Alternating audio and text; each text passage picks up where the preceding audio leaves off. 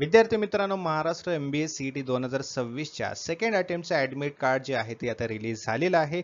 तर भरपूर विद्यार्थ्यांच्या मनामध्ये आणखीन प्रश्न आहे की हे ॲडमिट कार्ड डाउनलोड कसं करायचं?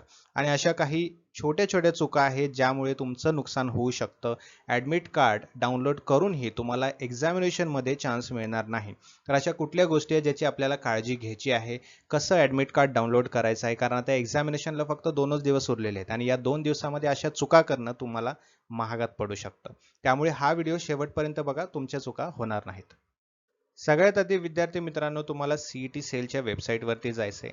त्या ठिकाणी लॉग इन करून घ्यायचं आहे. जे रजिस्टर्ड ईमेल आहे, तुम्ही रजिस्ट्रेशन करताना ईमेल दिला होता, तो रजिस्ट्रेशन ईमेल टाकायचा आहे, पासवर्ड टाकायचा आहे आणि लॉग इन करून घ्यायचं आहे.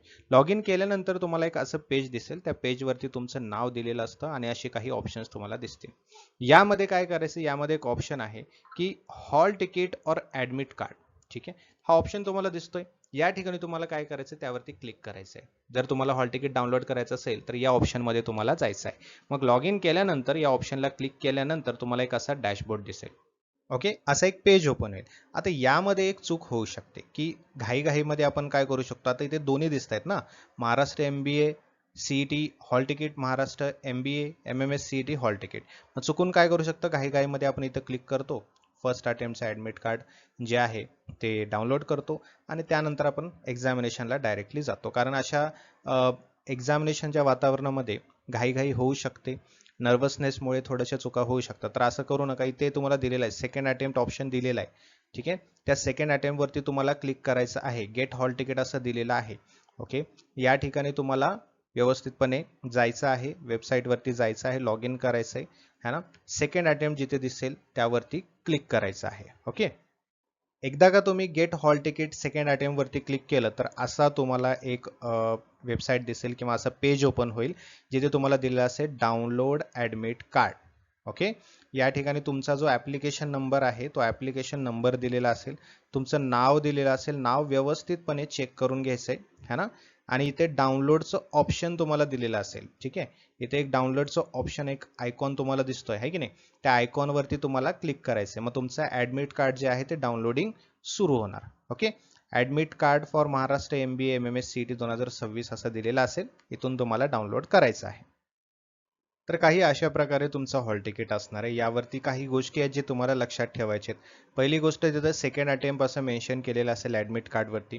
दुसरं, तुम्हाला पहिली गोष्ट तुम्हाला हॉल तिकीटवरती दिसेल ते म्हणजे तुमचं नाव, ते व्यवस्थितपणे चेक करायचं आहे. ठीक आहे, SSC HSCचे जे डॉक्युमेंट्स तुम्ही सबमिट केले होते त्यानुसार हे नाव असेल आणि त्यासोबतच आधार कार्ड प्रमाणे हे तुमचं नाव परत एकदा तिथे दिलेलं असेल. मग इथे तुम्ही कन्फ्यूज नाही व्हायचं की सर दोनदा नाव कसं काय दिलेलं आहे, हॉल तिकीटवरती दोनदा नाव कसं काय आलं. तर एक आधार कार्डच्या पद्धतीने आहे आणि दुसरं तुमच्या SSC HSCच्या ॲडमिट कार्डनुसार आहे. ठीक आहे, त्यानंतर तुमचा आधार कार्ड नंबर दिलेला असेल, डेट ऑफ बर्थ दिलेली असेल. ठीक आहे, त्याच्या खाली बघितलात तर एक्झामिनेशन टाइम दिलेला असेल, डेट ऑफ एक्झामिनेशन जी की तुमची 9 तारखेला आहे, है ना.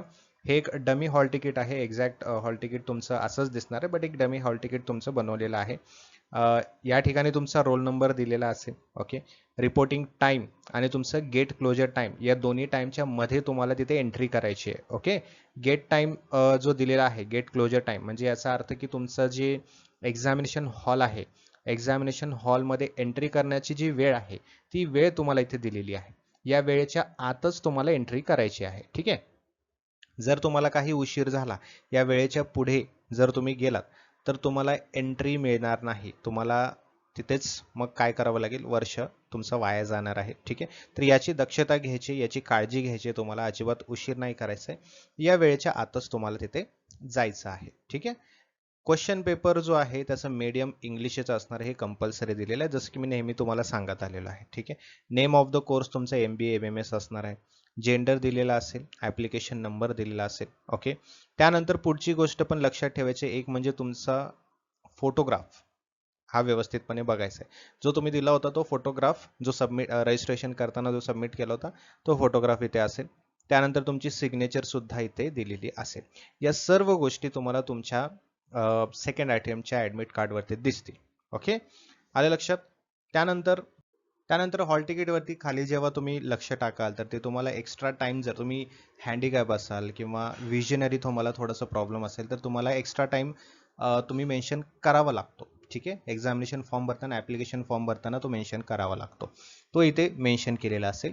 त्यानंतर तुम्ही डिसेबल्ड असाल तर तिथे येस नो केलेला असेल आणि कोणती डिसेबिलिटी आहे वगैरे त्या सर्व गोष्टी मेन्शन केलेल्या असतील. व्हेन्यू म्हणजे तुमचं प्लेस, एक्झामिनेशनचं प्लेस.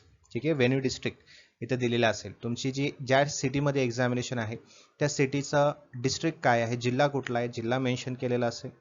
तालुका काय ते मेन्शन केलेलं असेल आणि त्या ठिकाणी सीईटी एक्झामिनेशन ज्या सेंटरवरती होणार आहे त्याचा फुल ॲड्रेस तुम्हाला इथे दिलेला असणार आहे.